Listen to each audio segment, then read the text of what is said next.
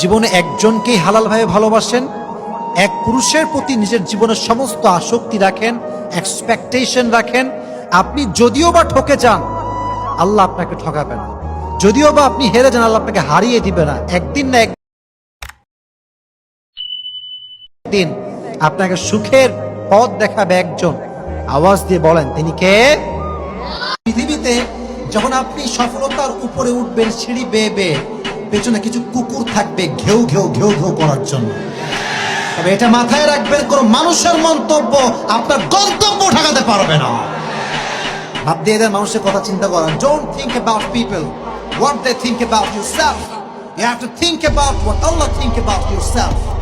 মানুষ কি বলে এটা কোনো পড়া করার টাইম নেই। আল্লাহ যদি আমার কয় ভালো, পুরো দুনিয়া খারাপ বললে আমার টাকা পয়সা কোনো ক্ষতি হবে না।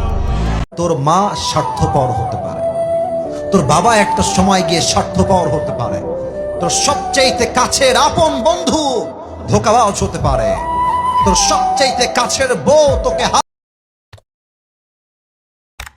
ছাড়তে পারে। তবে আল্লাহ রাব্বুল আলামিন কখনো স্বার্থপর ছিল না, আজও নেই, আগামীতেও হবে না। পৃথিবীর সবাই তোর হাত ছাড়লেও আল্লাহ তোর হাত কখনো ছাড়বে না। সুবহানাল্লাহ। মরে গেলে ভালোবাসা বেড়ে যায়, লাশে যখন মানুষ পরিণত হয় মানুষের সুনাম বেড়ে যায়। বেঁচে থাকতে কেউ ভালোটা বলতে চায় না, সব খারাপটা বলে। অমকের ওইটা খারাপ, এই গুণ ভালো না, ওই গুণ ভালো না। আমি আসিফ কালকে মরে যাই, দেখবেন যে যত হেটার্স আমার ফেসবুকে ছিল বলবেন না না ছেলেটা খুব ভালো ছিল, ভালো ওয়াজই করতো। কিন্তু এখন আমি বেঁচে আছি, ভালো কথা বলবেন না, কারণ মানুষ মরলেই দাম বাড়ে, বেঁচে থাকতে মানুষের দাম থাকে। ঠিক কিনা বলো? একজন নারী সুখী হয় তখন, স্বামী ভালো হয় যখন।